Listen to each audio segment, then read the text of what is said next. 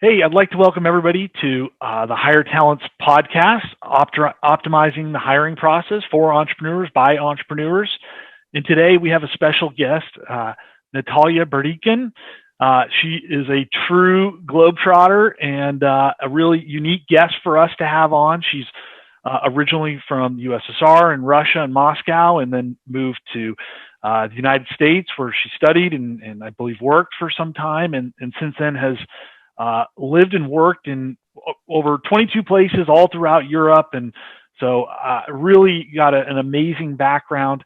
One of the things that really stuck out to me, I mean, you mentioned, you've been through the sales and business development part, which every entrepreneur needs to be an expert in, that you really interestingly, you have a degree in HR, and you worked as a high-level HR person at a NASDAQ company, which, I mean, that's two of the most important things in entrepreneurships, which led you to becoming a partner in a Belgian chocolate factory, which is like freaking awesome. So, literally our own Natalya in the chocolate factory here with us today. I'm so excited to have you. But all of that has led to you becoming a energy leadership coach and creating lifestyle by design. And so that's really what we're here to talk about. And so, I'm going to introduce the topic, and then I want to then tell us a little more about your background and how you came to start this business, and then we'll get into a little more what it's all about. Sounds great. Thank you. Well, thank you for a great introduction. A little note that I didn't live in 22 countries. I did move over 22 times, and I've lived in 6 countries. Correctly, well said. So, Natalya and the chocolate factory. That was a lot of fun, especially if you do like chocolate, and make sure that you don't over love it. Yeah. So, how did that come around with the energy leadership? So I was on top of Machu Picchu in Peru, and 2 years ago, and it struck me that life has to have a meaning and a purpose, and one can make beautiful things with it and impact a lot of people. And at the end of the day, it all starts inside out with finding your own purpose. And I wanted to connect people and give the opportunity to beautiful experts and coaches and trainers to do what they do best.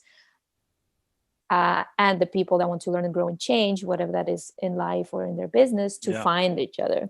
So then I thought, well, I come from indeed HR background, business development, leadership, management, etc. Why not embark on the coaching training myself? So I found this iPack, which I thought would be, a few months course coaching. Why not? Sure. And it was such a deep journey, and it's been a year and a half later, and I'm still deep in it, because core energy coaching is something of a completely different beast. It's core energy. It goes to the core, to the essence of who we are. Yeah. And so it's that energy at the core of our thoughts and emotions and actions and stuff. So yeah, this still is on that journey. Super complex, emotional, cerebral, introspective kind of concepts here that they're some of the most difficult to master, right? Yes.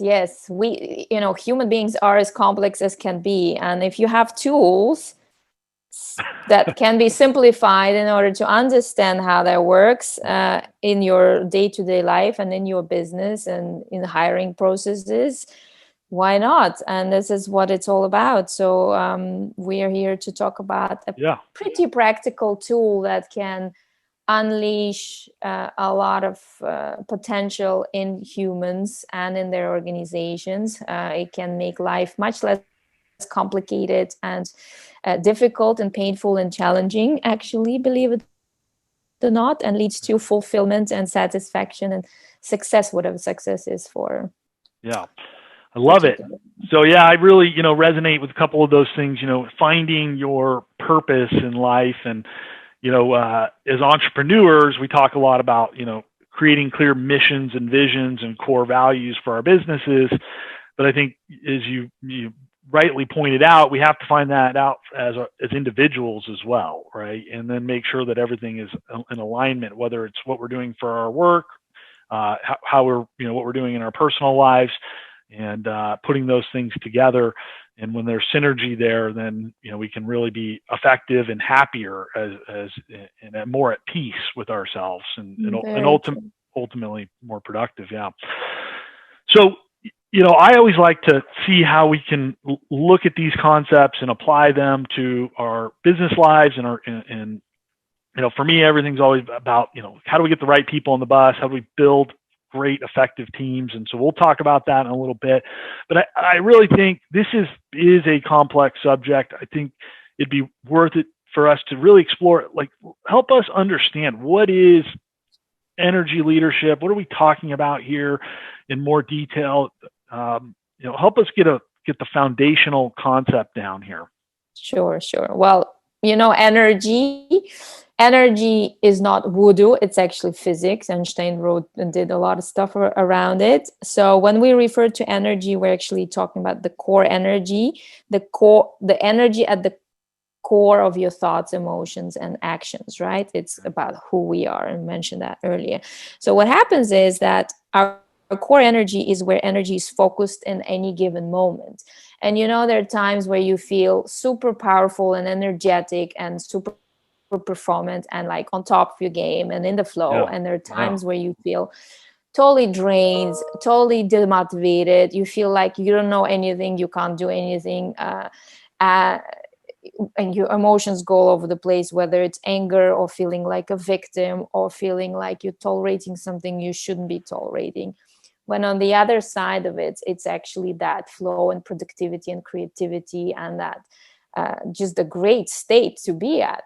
So those are actually two different energies, and it's actually physics. So there are two types of energies. The catabolic one, that's indeed draining and disruptive energy. It actually releases catabolic chemicals, so such as cortisol and adrenaline, and it eats from your body cells. And that's why we physically feel drained as well at times. So it's a good energy on a short term, like when you need to run a marathon or get the deadlines done and push your people to get things done and, get the movement going, get into action. But in the long term, it's actually draining and disruptive. And, look at the bad leaders when they are in that state for too long. It actually drains everybody else because energy attracts like energy. And I'm a big football fan, and I played football, and you think about the energy. I mean, sports in general. I'm sure whatever sport, the one you're into, right? You see the energy level like in a game, right? When there's a positive momentum, then there's that positive energy, and that's like good things just seem to happen then, right? And when the team is down and kind of depressed, or the wind's taken out of their sail, they might say, their energy is low, it becomes this like self-fulfilling prophecy for them, right? They just continue to struggle to get it together, right? Correct. Yeah. And there is a way to tap into one or the other, because actually there is no bad or good energy. They all serve a purpose. But a different one. So I'm happy to walk you through the 7 levels of energy, as we call it within the energy leadership, and how you can actually apply it to yourself and to your hiring processes or to your management, whether it's at home or in the office. So how do we get from this kind of maybe more negative side to a more positive space, and how do we do that more quickly, right? Because we've all been there, maybe stuck in our funk. But if it's how long do we stay there, right? So how long, that's up to us. So you can stay there for a minute, or you can stay there for a day or a decade. So I can give you a short explanation. So there are 7 levels of energy. The first level is the state of being a victim. A lot of people tap into it under stress. COVID happens to me. I have an allergy. I feel like crap. I can't get out of bed. This person is not good enough, or something happens to me. I have no money. I'm not good enough. Fearful. It blocks us. We feel like we're a loser. And the disadvantage is at that state of being a victim, like you're at the effect of events, people, situations, Yeah. yourself, You're at the actually. mercy of the outside world.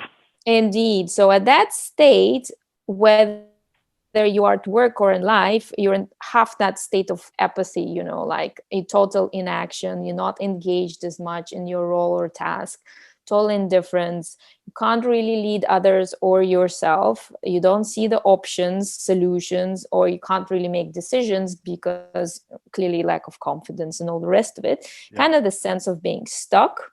Yep. And from there down is that total burnout, and depression. And that's why lots of people do go further, and that's the case of therapy then down there. Mm-hmm. So we deal from that state, getting it into the higher state of being level 2, getting a person into action, and that is the state of being an antagonist or a fighter. You start fighting for yourself. You start taking a little bit of responsibility, recognizing your feelings, but that's still the state of anger and annoyance and hostility, frustration, etc. Resistance is the kind of leaders or colleagues that would blame another person for not Yeah. doing something well, or Yeah. saying, if I want it to be done well, I do it yourself type of Yeah. thing. Being super critical or something like that, right? Exactly, Yeah. because like nothing is good and nothing is as good as I expect it to be, because at the end it's still about me winning because I want to Yeah. win, Yeah. and I do it at the cost of someone else. So you go Which from I'm not good enough, this kind of low self-esteem place, to, you know, on the attack, and sort of it's everybody else's fault, but you're more action oriented towards, pointing that blame, right? yeah, it's very competitive state, so it's like, the results are not as satisfying, and you need to work harder and push other people harder. And it's good on the short term, like, you can win marathons and stuff, and you Yeah. can hit deadlines and maybe some targets, but on the longer term you exhaust yourself and others, and you might not be a friend of many people in the Yeah. longer term. So getting from that state upwards would be to really pass the sense of the win-lose scenarios and get out of the me. It's all about, I want to be good, and this has to be good, and we have to achieve those targets, etc. We have to achieve. At the end of the day, it's more a me win. It's would need to identify and control the emotions and start taking responsibility for the feelings and the thoughts. The thoughts is that correct? If those people didn't do a certain thing, that they're not going to be able to do it again. You start questioning those assumptions and those Yeah. limiting beliefs and stuff. Starting to have some awareness of what's really going Exactly. on with some more, Yeah, the awareness of what is the truth, the facts, without the emotions attached to it. Because you can think, well, this is correct, but that's just your narrow perception of yeah, what's correct. yeah, Kind of like having those blue glasses, you see everything blue. So you yeah, have a glasses of being an antagonist, you see everything that's yeah. against you or But that this you have to third fight. third level, you're starting to open up and starting to be willing to kind of see other perspectives, and Exactly, yeah. to seek the truth a little more. So you move from the catabolic state into more anabolic state, with the level 3 being, taking responsibility and start to rationalize Yeah, things. That's where your coping mechanism kicks in and your tolerance kicks in, which is a good thing in its own, because you can take, further actions into solutions, etc. But if you tolerate for too long, or you cope for too long, especially with something you don't actually agree with, or that don't link to your values and your yeah. purpose, you tap right down to the lower energies, Yeah, you can because it get drains you. pulled back in. Yeah, Exactly. So, and then you go into the level 4, which is being a helping state, is about supporting others. It's about caring for others. It's about the need to we win type of state. And in yeah, that state, people, like in the job situations, they sometimes do a lot of things for other people. Yeah. They start forgetting their own responsibilities, and they're more about someone else's success or someone else's responsibility, sometimes at the cost of their own. I see. Yeah. Kind of those, personalities that are, always compassionate, supportive, and Yeah, empathetic. I'm gonna run around and help everybody else get their job done, but then I forget about my own responsibilities, and then next thing you know, I'm on the hot seat for falling short. Exactly. Those people like to be liked, Yeah. not for the fault of their own. Yeah. It's their personality maybe Yeah. as well, or they substitute for Yeah. whatever. And it's not necessarily a bad thing, but having that at some point here, you've got to build some awareness that you might be doing that and you might be behaving that way, and find the balance then. Exactly. Yeah, because these people also, the longer they continue like that, if they don't feel appreciated or they don't have that recognition or whatever, they tap back into level 1, being burned out because they're helping and no one notices them, or level 2, and they get angry at but why I've been doing all this stuff and you don't even appreciate it, and you start getting frustrated and stuff. So every level has the pluses and the minuses. Guess what? In the first one, if you're in the apathy, means someone else is going to do it for you. Probably would be level 4 that would do that. So yeah, there could be a benefit there. exactly. And so in your recruitment questioning, then if you recruit level 1, I mean, what kind of results do you think you're getting there? I mean, how active will this person be? How proactive will this person yeah, I mean, and that's a big piece, right? And that's why I thought this was pretty interesting, because as you know, we're in the assessment business. I mean, in general, we want to help amazing leaders hire great people and make that easy for people. Part of that toolkit, we really encourage people to use assessments, and in that assessment suite is measuring what we call attitudes, and very, very similar to what you're talking about. We primarily focus on these level 1 and level 2 attitudes that you're talking about, this kind of victim mentality, and then the more antagonistic mentalities, because both of those, as you're pointing out, tend to be highly disruptive in the workplace, right? And well, yeah, but level 2, for instance, how many great salespeople are there? Yeah. I was just about to say that salespeople tend to live in level 2 for some reason. Exactly. And they tend to be really good, right? Exactly. And so there's a thing, and we can cover the rest of the levels as well. But in the recruitment situation, for example, I mean, we have an energy leadership index assessment that is based on attitudes, and it's that mindset. The thing what it measures and what one can understanding the levels, is that one can have predominantly a certain level, but then under stress, they tap into another one. Yeah. So while on a good day in my general behavior, I can be level 5, which is more about opportunistic behavior, collaborator, win-win solutions, and no problems. It's acceptance. It's that believing that everything is fine, in harmony, contentment, with confidence, etc. What kind of an entrepreneurial profile and really good leadership profile? But on a bad day, when I have this influencer being, whether it's technology or whether it's a bad boss or coworker that's not delivering. Exactly. You're like, shit, idiot. Sorry.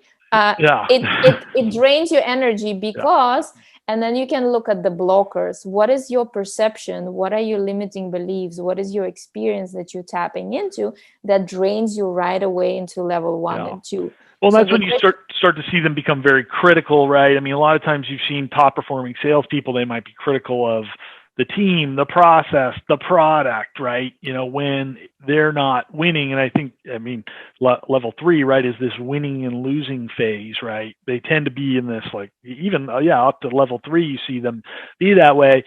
But you're right, the really talented ones seem to be, can move in between all these phases at any different time. I guess the question is, how long do they stay in each phase, right? When they stay in these lower levels, then it becomes obviously extremely disruptive. But if they are able to sort of bounce back and get into these higher levels, then a little bit of fire can help. Exactly. So, and some of the tools and tricks would be, if you are at the lower level, you start embracing the behaviors and the thoughts of the level above. Yeah. So, when you're at the level 3 and you're coping and tolerating and justifying, rationalizing and whatnot, you start thinking, 2 levels up would be the 5th. And what are the opportunities here? And what can we learn here? And who can I collaborate with? And what is my vision? And then you tap into the dream. What do I really want? And what are my values? And what are my passions? And you go right into the 6. And in that 6, you get into that state of flow. And that's actually where everybody would love to be, because all the that's time, the level where preferably. Preferably, yeah, when you are connected to yourself and everyone else, and you basically at that state, you believe that you're not alone. It is where everybody wins. It's not about competition. It's not about you win, I lose. It's that flow. It's effortless.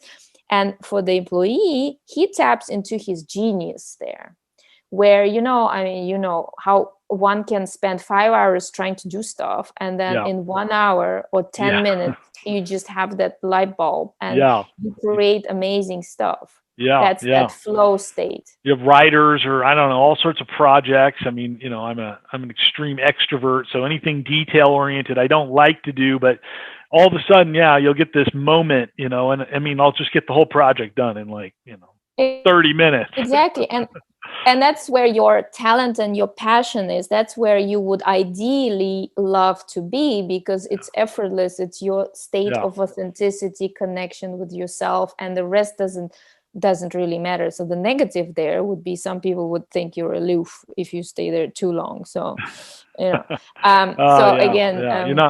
not as focused on the details or the what it takes to get things done. You're too high level thinking, right?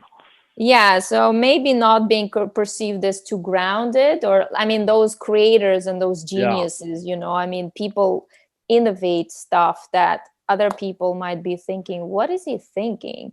But at that state, you really don't care about someone's opinion. You don't see the time pass by. You just in that state of flow and genius. And clearly, you might also take more risks. And, in terms of entrepreneurs, they get into companies and risk taking and investments because there's this brilliant innovation that needs to take place. Yeah.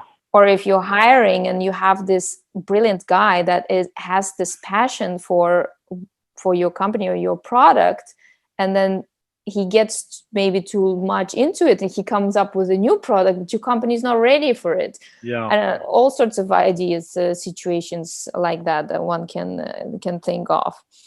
And then that level 7 is that state of creator. It's that state of total consciousness and transcendence. Not entirely something you can physically be in for a long time, but the state you can tap into, like in states of meditation or in this lucid dreaming, where you really have this unconditional acceptance of what is, and zero judgment and total objectivity, and you can be as an observer and participant in the same time. In that sort of, it's more a 5D world, while the rest is 3D, the material, the matter. You're feeling the emotions. You're seeing the different perspectives. You understand your own feelings and sense as well as the others around you, and obviously that's an incredibly difficult place to be, but if you as you mentioned, it's possible to be there in particular moments of time. Interesting.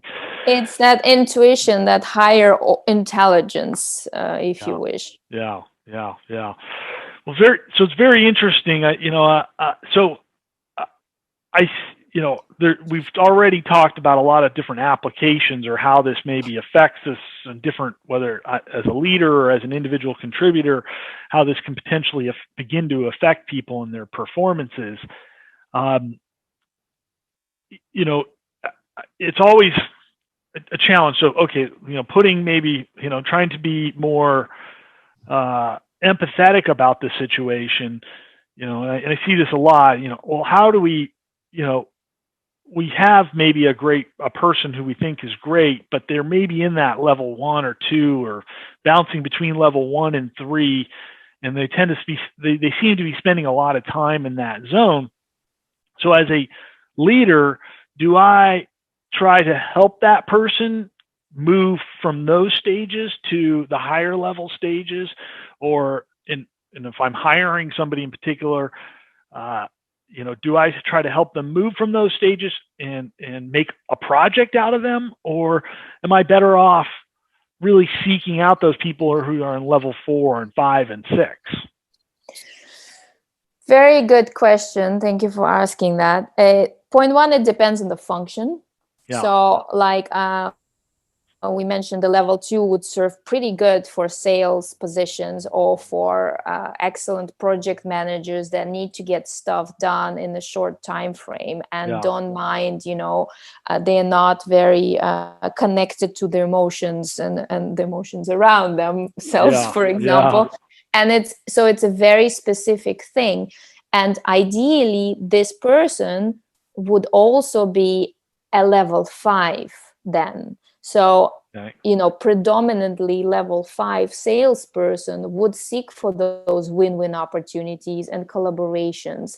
And he would come towards relationship building from the win-win perspective, wanting to understand the client and their needs. So he relates on that level to the client, the market, and the people around them. Because even in sales, you don't work in isolation, you work with the team. You're going to have to be able to tap into that to some degree. I mean, if you're just purely level 2 and only going up to a level 3 in order to get results, I think that's when you begin to see people who do whatever it takes, right? But sometimes whatever it takes might not be a good thing, right? No. The thing is with levels, we are never one level of energy. Yeah. It's just physically impossible. We do tap through the day and even sometimes through the hour. We go up and down, and that's perfectly natural. There's no good or bad level. Mm-hmm. Now, the question is, point one, the awareness, which level you're at, hence knowing the levels and, knowing where you are or the person you're talking to is handy. And then also knowing the influencers, what actually influences you to go into a lower level or a high level. Like I mentioned, if, for example, that a physical state and good health and good sleep is important to you, otherwise you're going to get up with the level 1 energy. Mm-hmm. Otherwise, normally on a good day, if you have the good sleep and the exercises, you're in the level 5. So this is important to know what influences you. And we also work with influencers, and they can be spiritual, what we mentioned, the values, and in recruitment.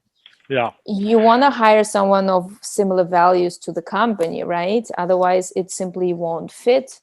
And they're going to tap into the low energy because it doesn't fit. Yeah. So when you're hiring or leading, I think we're beginning to lay the groundwork here. Obviously, first thing is we've got to have the awareness, but that can be a difficult thing. And, we've obviously got an introduction to the different levels. And so we're beginning to build some awareness around what those are. But, really, thinking about and contemplating and being self-aware is super important here. It'll be difficult for me to detect these things in you if I am not have some wherewithal or awareness of my own states of being, right?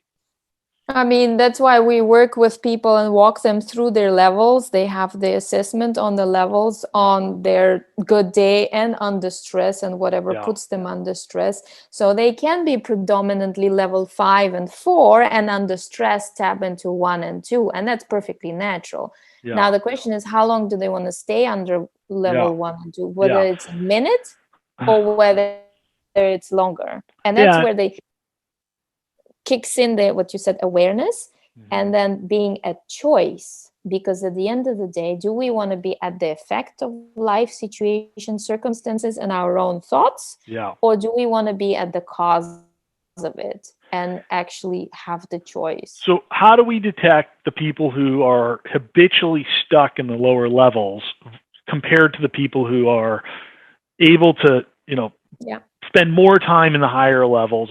Obviously we all spend time at Sure. some level in the lower levels, but how do we detect that? I mean, if we, once we've obviously built some awareness of ourselves, now we're, screening or interviewing or, getting to meeting people in the street or at a cocktail party, it doesn't matter. I mean, you could probably start detecting these things anywhere, right? So Certainly. what are some key indicators that somebody lives in those lower levels versus living in those higher levels? I think if someone that always comes up with excuses, not being able to see solutions, blaming others, not having confidence, constant fear, constant, they're also more closed, so they don't really share their feelings or opinions, or don't make decisions and procrastinate a lot. Not feeling satisfied or fulfilled. It's always that, type of thing. Heavy. It's heavy also. You feel it. It's heavy.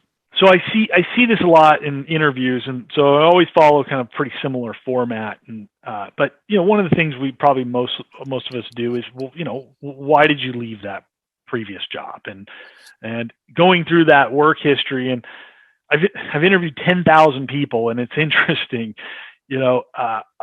We've all learned, I think, probably or have some awareness that people who are job hoppers, right? There's a constant angst, and it's interesting when you interview those people. And I encourage people to actually interview those people. I would rarely find situations where it works out, where there's going to be where it's those folks do work out. But if you actually begin to inspect the reasons, you'll find a lot of those things you were talking about, right? There is things that were affecting them. There was a lack of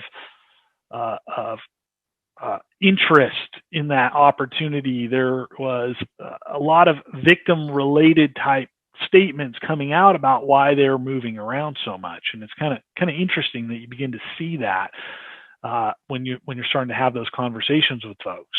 Yeah, so they basically don't take responsibility for their own state of being and their own actions and their own thoughts. It's all putting it on something else or someone else. And because job hoppers can also be the ones that are level 5 and they see lots of opportunities, and they do on a project, they do the best they can, and they actually deliver great results in collaborative approach, and then they move on to the next thing. They get bored. Exactly. They get bored. And that's the thing with when people are on level 5 and 6, they do get bored. They come up with lots of ideas and opportunities all the time, and it's hard. And that's the disadvantage of that level. They might actually lose focus and make everyone else crazy too. So and hence their coaching approaches for each level. And so I always ask every candidate this one question: what is it that you're looking for in your career? And it's shocking how few people can give you a crystal clear answer of what they're looking for in their career, right?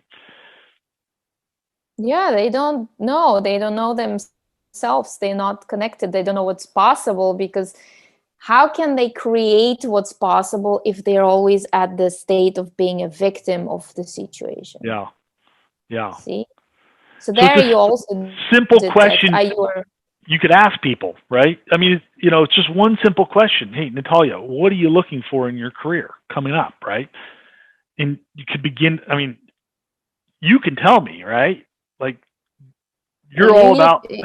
Right. Start getting into that dream state, into that level 6, and dream if there's no limitations and there are no fears, because you actually create your own limitations and fears. How would that be like? And the company is like, it's like a puzzle. You can puzzle it however you can grow it together with the team that you're joining, instead of feeling like a victim and like a little piece of a big picture. So it's all about mindset. At the end of the day, mastery is not a skill, is a mindset, and that's the whole thing that we also do with energy leadership, is that it's all about continuous improvement. So if you're at the higher level, it's not about making a mistake and being fearful for the result and feeling like a failure and not confident. You know that every time you do better, and there are opportunities, and there are only learning and experiences in life and in the job. So Yeah. you never lose, Yeah. actually. Yeah. Every experience brings its own positive result to who you are and Exactly. to, even if it might have seemed like a negative thing, right? You know? It's all about mindset. Depends Yeah. on the glasses, the Yeah. level of Yeah. Yeah. glasses you put on. You can Yeah. see the world through level 1, Yeah. or you can see the world through level 6. A You challenging choose. experience could be positive if that's how we choose to digest it and to feel about it, right? As opposed to letting us get down.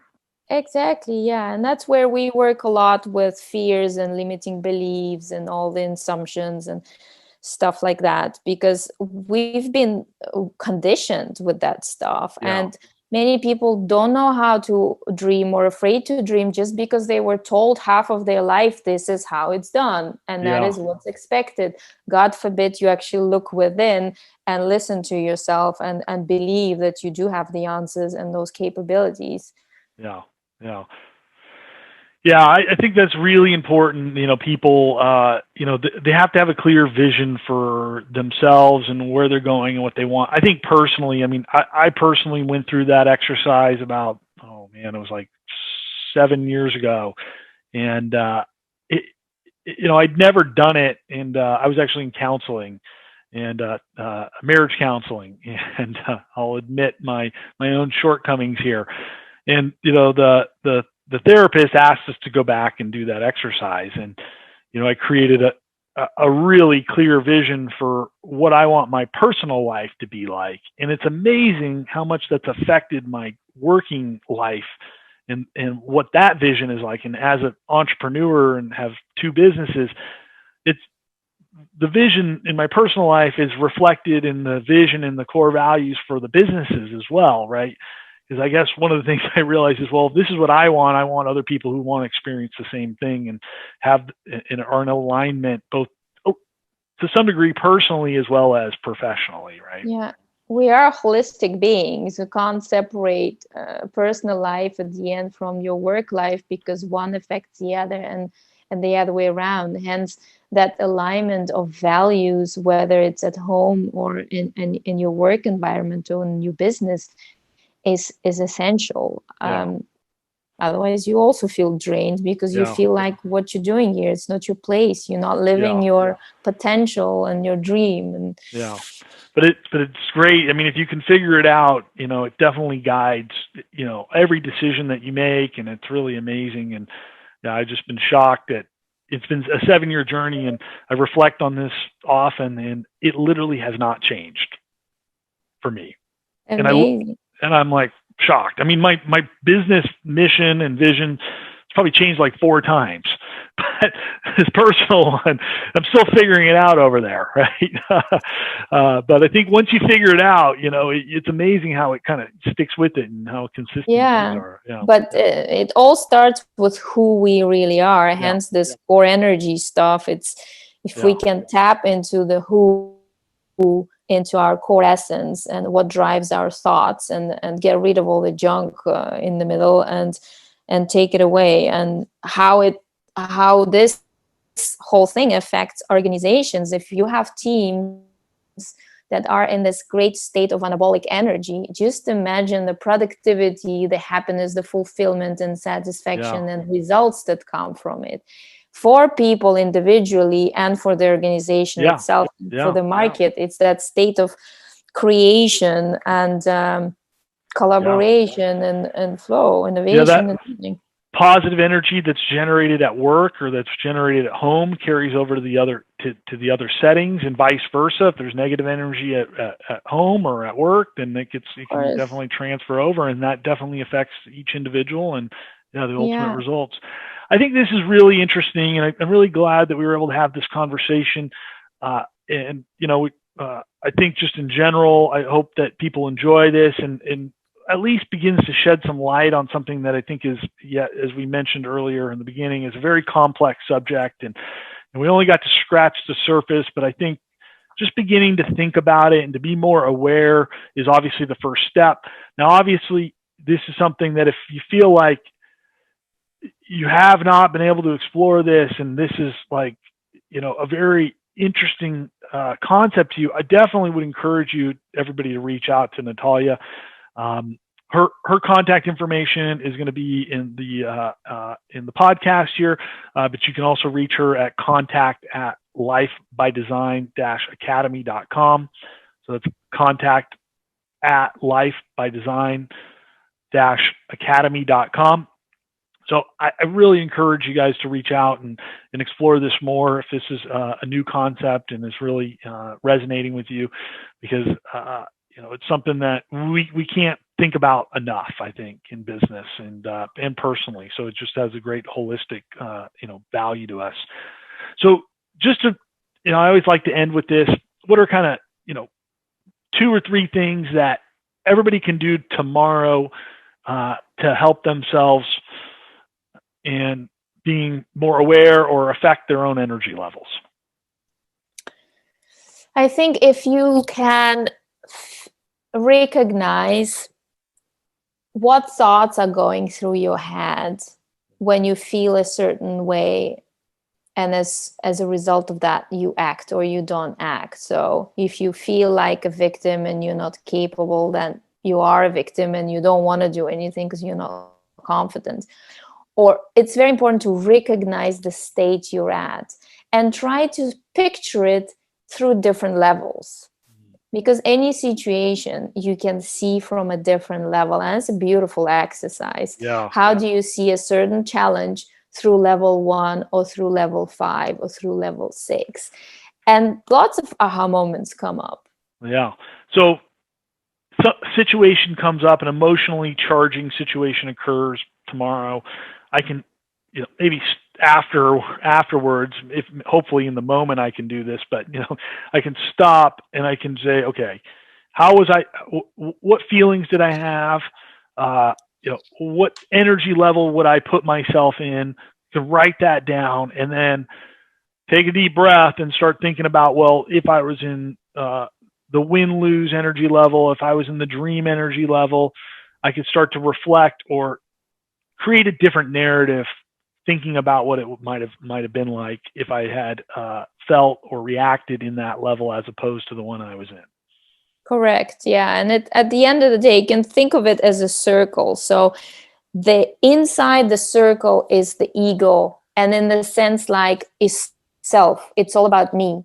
And on the outside the circle is really no ego, and it's the state of being, and it's this, it's not about possession and having. It's really about having. It's the state of being. It's that non-judgmental, absolute passions, joy, synthesis, creation, wisdom. Whether inside is the victim and the needing and the apathy and the no faith, etc.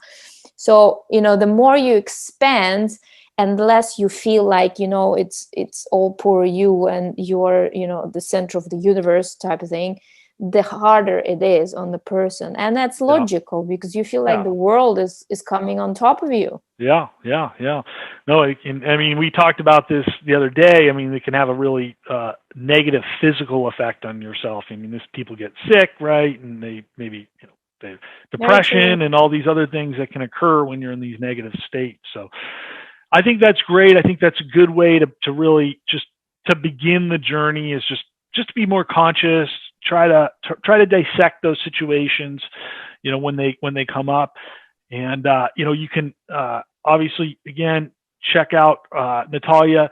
You can learn a lot about this just by going to her website, which is lifebydesign-academy.com. Obviously, if this is something that's interesting, you can definitely reach out to her and either get connected with her or one of her coaches. I think one of the cool things, too, is Natalya is doing is she's developing a network of coaches, and each one of these coaches maybe has their own specialty. So maybe you're in a slightly different situation than the next person, but she's helping connect people with a coach for a very specific need that each person has. So that's cool as well. So keep that in mind as well. If some of this resonated, but maybe you're thinking, well, I've got this other problem and I really, would love an expert there. She can help get you connected. And then all her social connections will be on the links here. on the page here where the podcast is hosted, and all the social that we're going to send out here in the email. So definitely check her out. And Talia, I really appreciate you being on and sharing this with us. I think it's a great message. It's a great concept that we need to master as individuals so that we can all be a little bit happier. Yeah, let's resonate at a higher level of energy. Yeah. Good. So we'll end it there. Thank you. Cool.